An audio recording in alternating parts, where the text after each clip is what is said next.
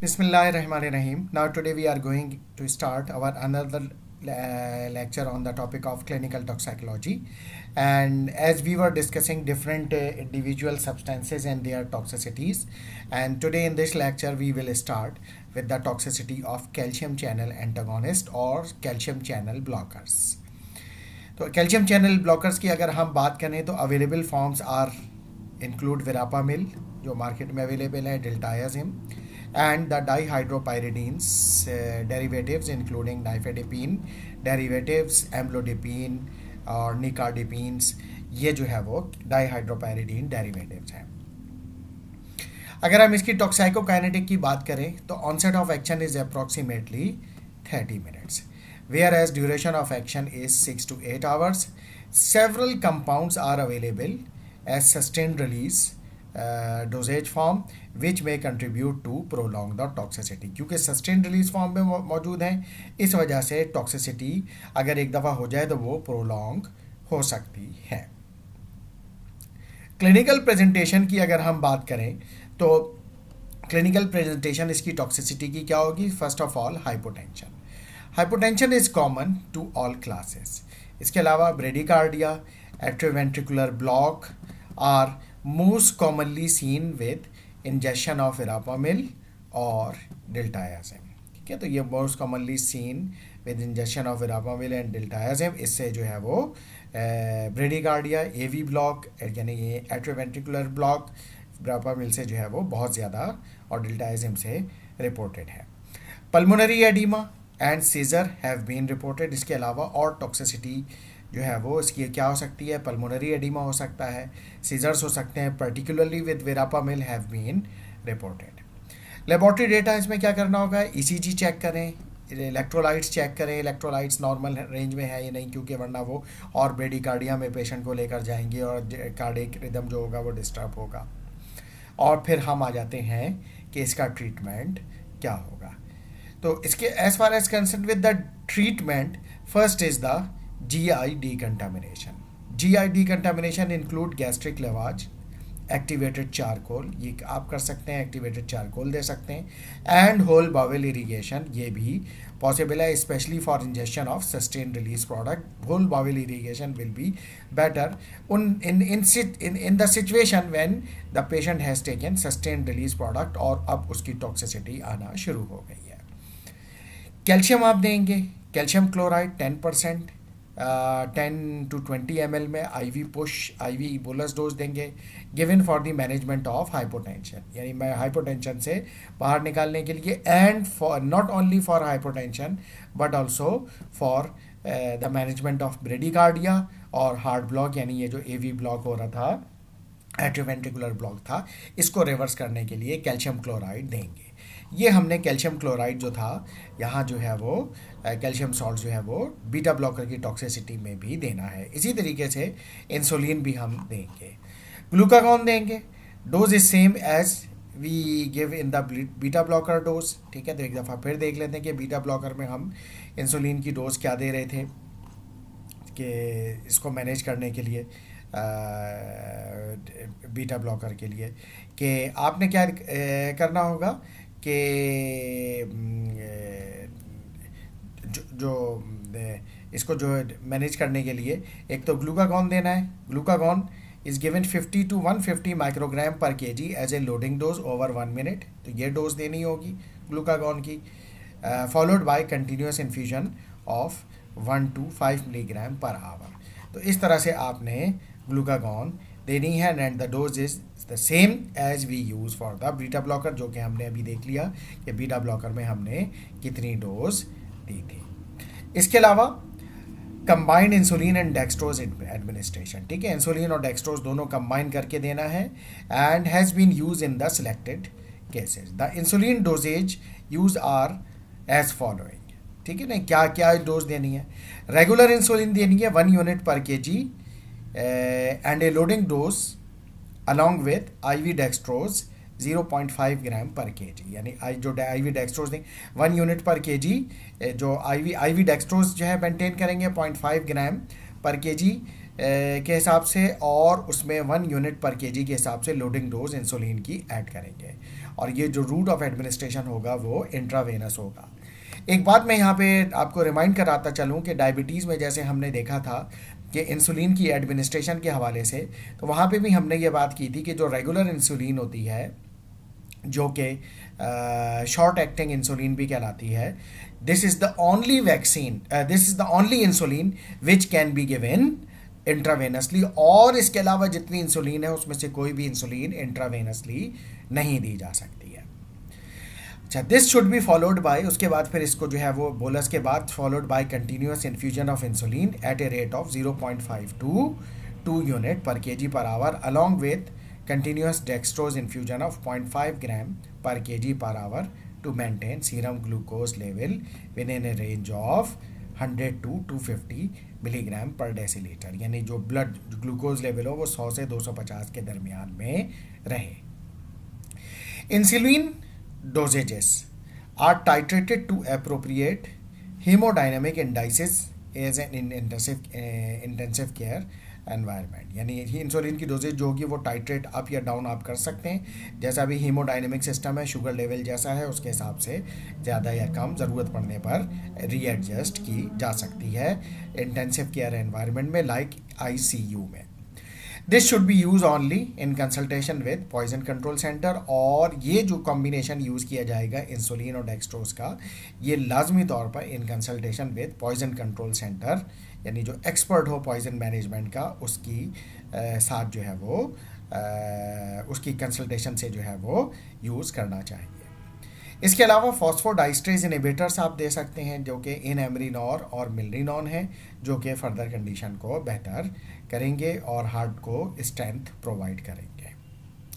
तो ये थी कैल्शियम चैनल ब्लॉकर्स या कैल्शियम चैनल एंटागोनिस्ट की टॉक्सिसिटी। इसके बाद हम आते हैं, next is the cocaine. Cocaine जो है वो बहुत ज़्यादा यूज़ होता है बहुत सारे कंट्रीज़ में, स्पेशली जो है जो डेवलप्ड कंट्रीज़ हैं वहाँ पर बहुत ज़्यादा यूज़ होता है। तो available forms include alkaloid obtained from Erythroxylon coca, ये एक प्लांट है जिससे जो है कोकेन ऑब्टेन की जाती है। इसकी टॉक्साइकोकाइनेटिक्स क्या है? Cocaine is well absorbed after oral inhalation, intranasal and IV administration. ठीक है, चाहे ओरली हो, इनहेलेशन हो, या इंट्रानेजल हो या आईवी हो, तमाम जगहों से ये वेल एब्जॉर्ब हो जाती है। And cocaine is metabolize in the liver and excreted in the urine, तो लिवर में ये मेटाबोलाइज होती है और एक्सक्रीट होती है यूरिन में। इसकी टॉक्सिसिटी यानी इसकी क्लिनिकल प्रेजेंटेशन क्या होगी? Clinical presentation include CNS symptoms and sympathetic stimulation, और सिंपैथेटिक स्टिमुलेशन में क्या होगा? हाइपरटेंशन होगा, टेकिपनिया होगा यानी तेज सांस चलेगा, टेकिपनिया, टेकिकार्डिया होगा यानी हार्ट बीट बढ़ जाएगी, नोजिया, वोमिटिंग, सीजर यानी बॉडी में फिट्स लाइक एपिलेप्टिक फिट्स या सीजर्स ये होंगे। डेथ में result from respiratory failure, death भी हो सकती है, दैट में रिजल्ट फ्रॉम रेस्पिरेटरी फेलियर। इसके अलावा मायोकार्डियल इन्फाक्शन हो सकता है और पेशेंट कार्डिक अरेस्ट में भी जा सकता है। तो ये इसकी जो होंगी वो क्लिनिकल प्रेजेंटेशन होगी जो ज़्यादा सीवियर होंगी। यानी इससे कोकेन की टॉक्सिसिटी से ये बात तो है कि अगर इसको सही तरह से मैनेज नहीं किया गया, सही टाइम पे मैनेज नहीं किया, तो इससे डेथ भी वाकई हो सकती है because of respiratory failure, myocardial infarction और कार्डिक अरेस्ट। लेबॉर्ट्री डेटा की बात करें तो include cocaine and cocaine metabolite urine screens, कि कोकेन और कोकेन के जो मेटाबोलाइट्स हैं यूरिन में जो है इसको स्क्रीन किए जा सकते हैं, यानी यूरिन टेस्ट में ये फाइंड आउट किया जा सकता है कि जो है वो कोकेन या कोकेन के मेटाबोलाइट मौजूद हैं और वो टॉक्सिसिटी कॉज कर रहे हैं। ट्रीटमेंट क्या है इसका? सपोर्टिव ट्रीटमेंट है, ABCD एंड बेंजोडाइजेपिन्स देंगे आप, स्पेशली फॉर सीजर्स के लिए, benzodiazepines for sedation and seizure treatment, यानी सेडेशन कॉज करेंगे, सीजर ट्रीटमेंट करेंगे। इसके अलावा लेबिटोलोल देंगे जो कि एक बीटा ब्लॉकर है for the management of hypertension. तो ये जो है इसकी ट्रीटमेंट है कि बेंजोडाइजेपिन एंड लेबिटोलोल। इसके बाद हम आते हैं नेक्स्ट एजेंट्स आर कोरोसिव्स। कोरोसिव्स में अगर हम बात करें तो अवेलेबल फॉर्म्स हमारे पास क्या हैं? Available forms include strong acids और अल्कलीज। स्ट्रॉन्ग एसिड्स हैं हमारे पास, लेबॉर्ट्री में यूज़ होते हैं, जैसे सल्फ्यूरिक एसिड है, हाइड्रोक्लोरिक एसिड है, नाइट्रिक एसिड है। इसके अलावा अल्कलीज हैं, पोटेशियम हाइड्रोक्साइड है, सोडियम हाइड्रोक्साइड है, जो कि स्ट्रॉन्ग अल्कलीज हैं, क्योंकि सोडियम हाइड्रोक्साइड भी जो है वो कास्टिक होता है, यानी अगर स्किन पर जो है उसको डाला जाए प्योर जो है वो स्ट्रॉन्ग फॉर्म में, तो ये जो है वो चुभन सी एक और इरिटेशन सी कॉज करता है। इसी वजह से इसको जो है वो बाज़ दफ़ा सोडियम हाइड्रोक्साइड को जो वॉशिंग पाउडर है उसमें यूज़ किया जाता है, ताकि ये जो है वो जो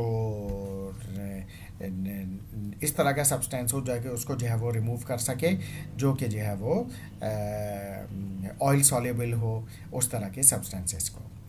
एनीवे, टॉक्साइकोकाइनेटिक्स की अगर हम बात करें कोरोसिव्स के, तो corrosives are well absorbed after oral and inhalation administration. तो ये ओरल हो या इनहेलेशन हो, तो उस एडमिनिस्ट्रेशन से ये वेल एब्जॉर्ब हो जाते हैं।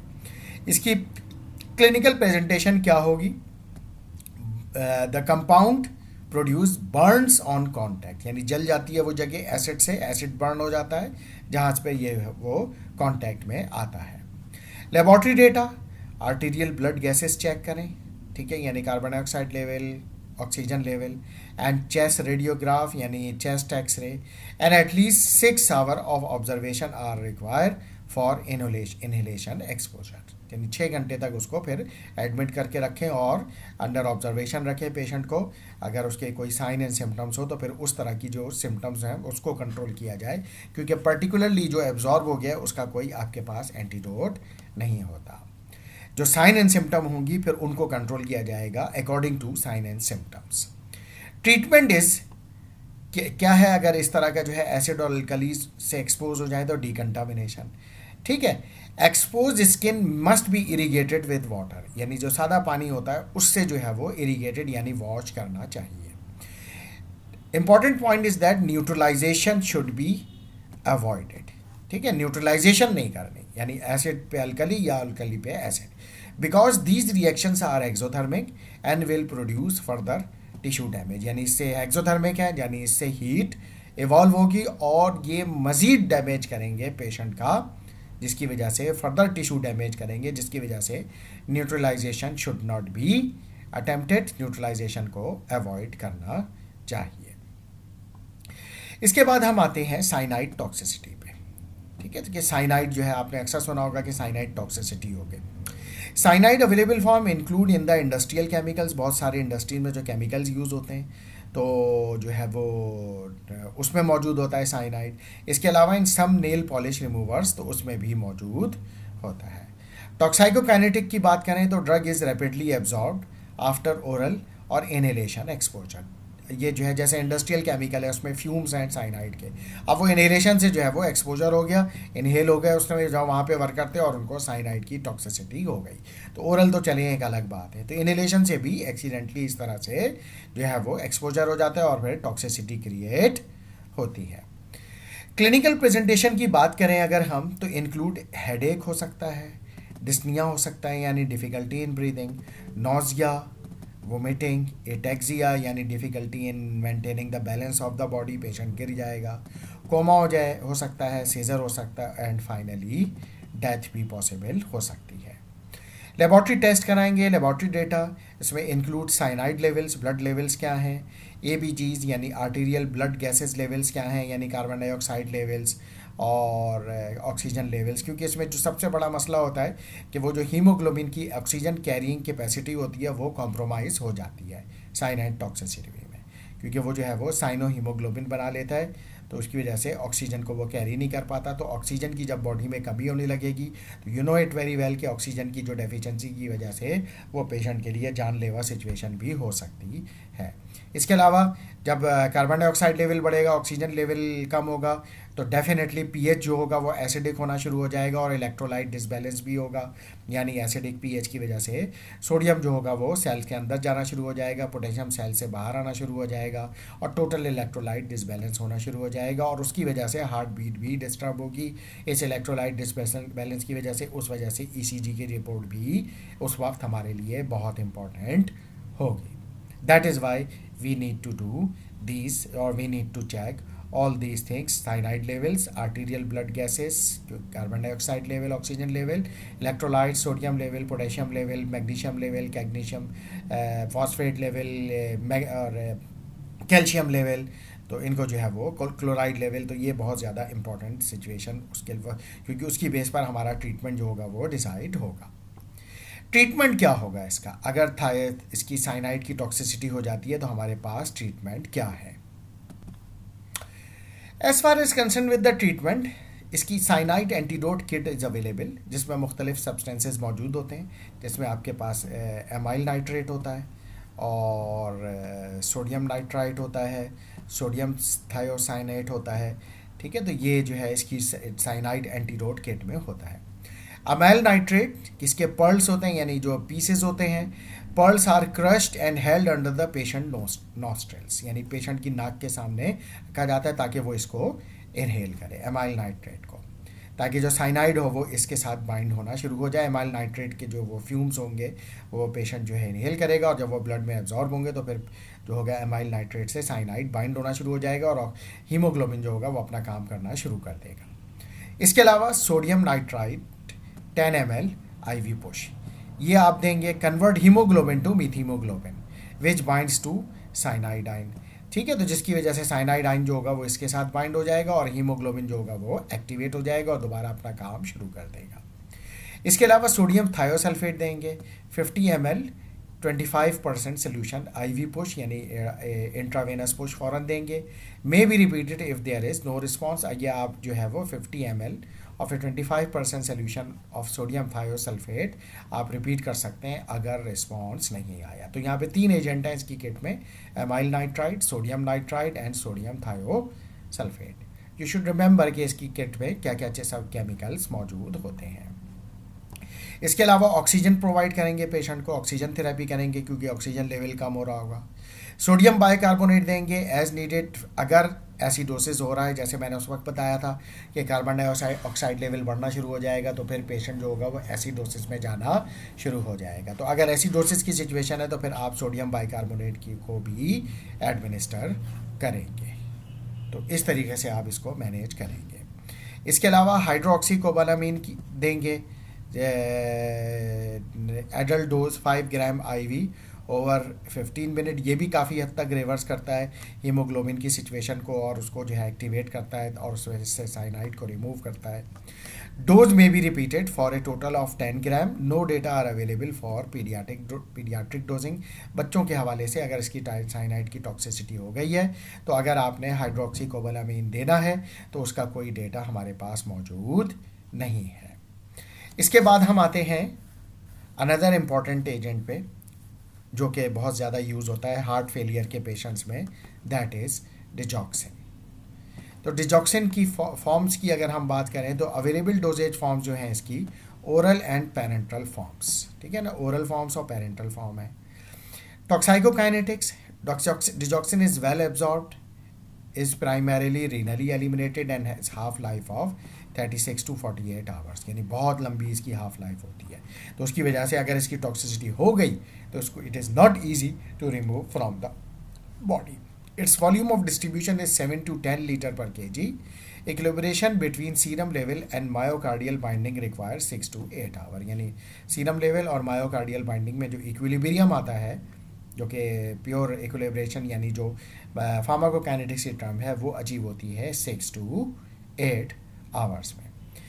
इसकी क्लिनिकल प्रेजेंटेशन की अगर हम बात करें तो क्लिनिकल प्रेजेंटेशन इंक्लूड कन्फ्यूजन, यानी अगर इसकी टॉक्सिसिटी होगी तो कन्फ्यूजन होगा, एनोरेक्सिया यानी भूख लगना बंद हो जाएगी, nausea, vomiting in mild cases, ये तो सिम्टम माइल्ड केसेस में होगी।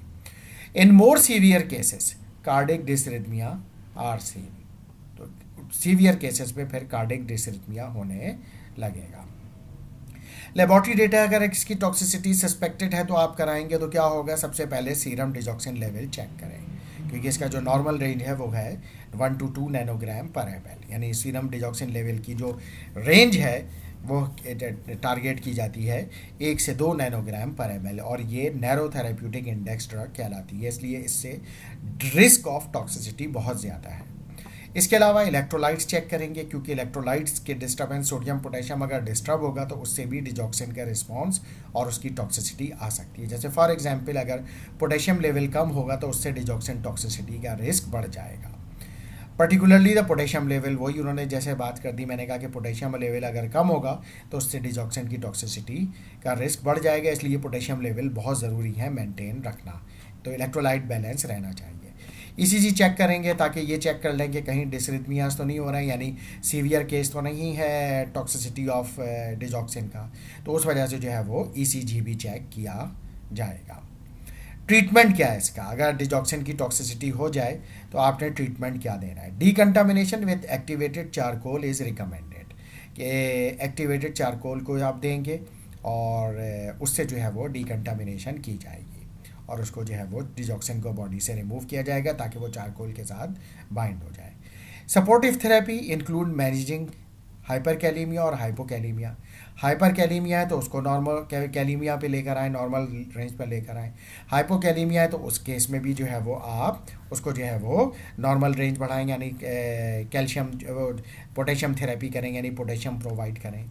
एंड आयोनोट्रोपिक सपोर्ट एज नीडेड, जहाँ अगर आयोनोट्रोपिक सपोर्ट हार्ट को चाहिए, वो ब्रेडी का एरिथमिया में जा रहा है तो फिर वो भी उसको प्रोवाइड करनी पड़ेगी। इसके अलावा आप और क्या कर सकते हैं इसकी टॉक्सिसिटी के लिए, कि इसको मैनेज करने के लिए, कि डिजॉक्सिन स्पेसिफिक फैब एंटीबॉडीज़ और कॉल्ड डिजी बैंड ये देंगे ताकि ये बाइंड हो जाएं उस एक्सेसिव डिजॉक्सिन से जो कि बॉडी में मौजूद है, जिसकी वजह से टॉक्सिसिटी हो रही है। ये फैब जो है ना, ये कहलाती है फ्रेगमेंटेड एंटीबॉडी, यानी फैब का मतलब है FAB, फ्रेगमेंटेड एंटीबॉडी, यानी ये एंटीबॉडी के फ्रेगमेंट होते हैं। ये क्या करेंगे, digoxin specific Fab antibodies determine the dosages and use the following formula. ये फार्मूला यूज़ होगा इसकी डोज कैलकुलेट करने के लिए, यानी डिजी बैंड की, कि डोज इन मिलीग्राम कितनी लेनी है।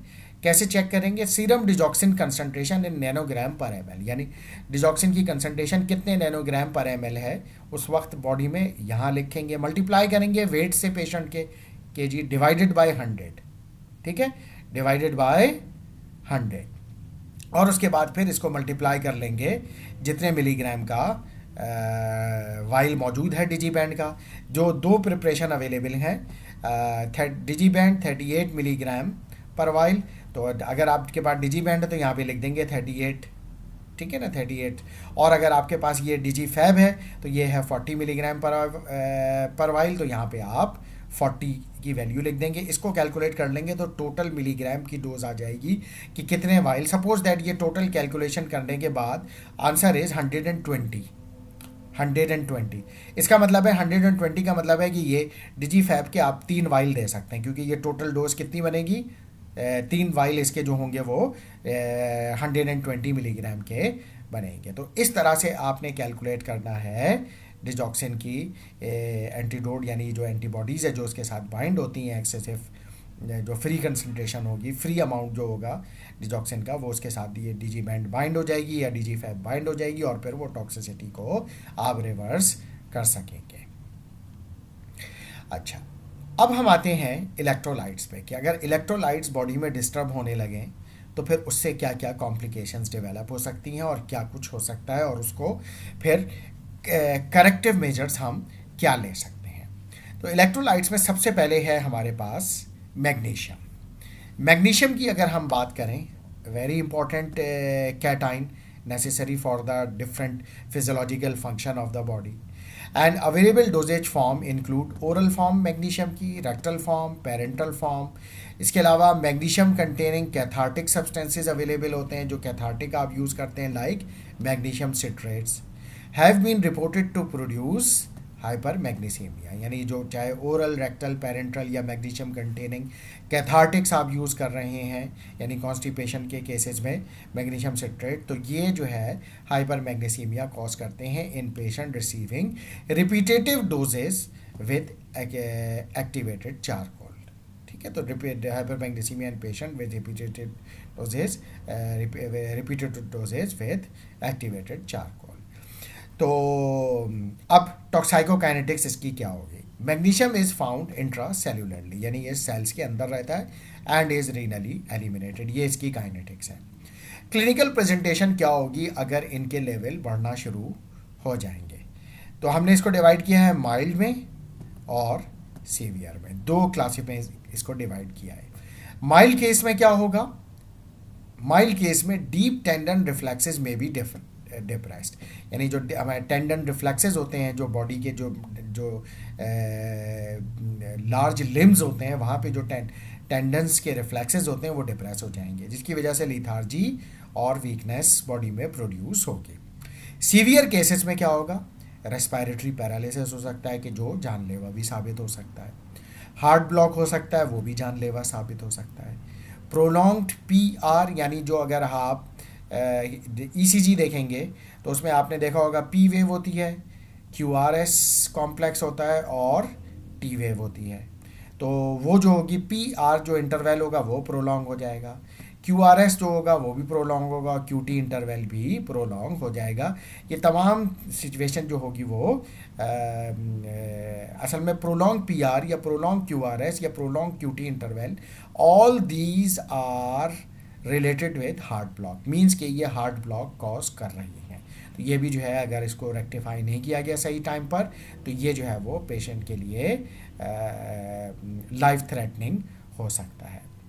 लेबॉर्ट्री डेटा की बात करें तो माइल्ड सिम्टम्स जो होती हैं आमतौर पे वो प्रोड्यूस होती हैं when the magnesium level is greater than 4 milliequivalent पर लीटर, और सीवियर सिम्टम्स जब जो प्रोड्यूस होती हैं यानी respiratory paralysis, heart block and prolong PR, QRS and QT interval, ये जो है सिम्टम्स प्रोड्यूस होती हैं जब जो है यानी जिस वक्त जो है वो सीवियर जो है वो टॉक्सिसिटी हो रही है मैग्नीशियम की, और उसके लेवल कितने होंगे?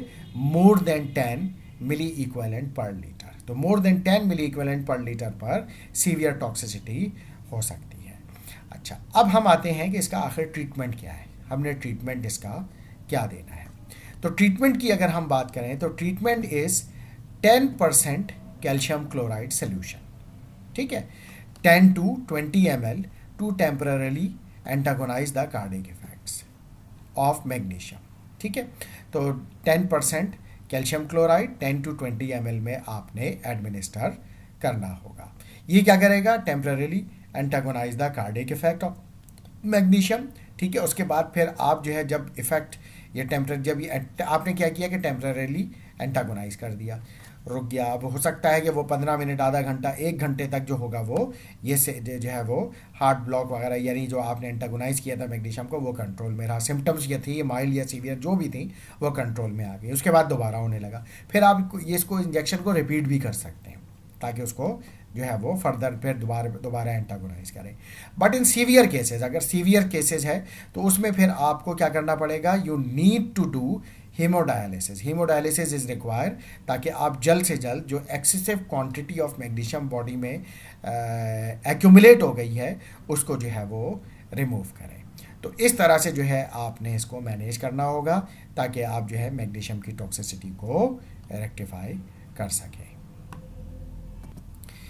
ये एक दफ़ा हम देख लेते हैं ईसीजी के हवाले से, जो हम अभी वहाँ पे बात कर रहे थे कि पीआर इंटरवल बढ़ जाएगा, क्यूआरएस बढ़ जाएगा या पीआरएस बढ़ जाएगा और क्यूटी जो है वो इंटरवल जो है वो प्रोलॉन्ग हो जाएंगे। होता यूँ है कि देखें ये क्या है, एक नॉर्मल ईसीजी है, नॉर्मल ईसीजी वेव फॉर्म। ये देखें ये पी वेव है, ये रिप्रेजेंट करती है एट्रियल कॉन्ट्रैक्शन को। उसके बाद फिर ये आता है क्यूआरएस कॉम्प्लेक्स। क्यूआरएस कॉम्प्लेक्स ये दरअसल रिप्रेजेंट कर रहा होता है वेंट्रिकुलर कॉन्ट्रैक्शन को, यानी वेंट्रिकल की कॉन्ट्रैक्शन को।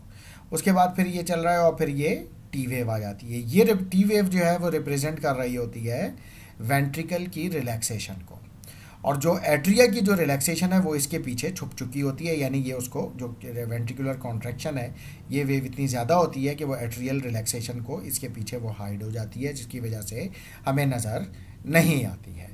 तो ये जो है वो ईसीजी, और ये एक नॉर्मल ईसीजी है। नॉर्मल हम इसलिए कहेंगे कि देखें ये पी से लेके क्यू तक का जो एक ड्यूरेशन है वो नॉर्मल है, और पी से लेके आर तक का जो ड्यूरेशन है वो नॉर्मल है, और इसी तरीके से क्यू आर एस जो है नॉर्मल है। इसी तरीके से ये क्यू से लेके टी तक का जो ड्यूरेशन है यानी टाइम पीरियड है वो एक नॉर्मल टाइम पीरियड है।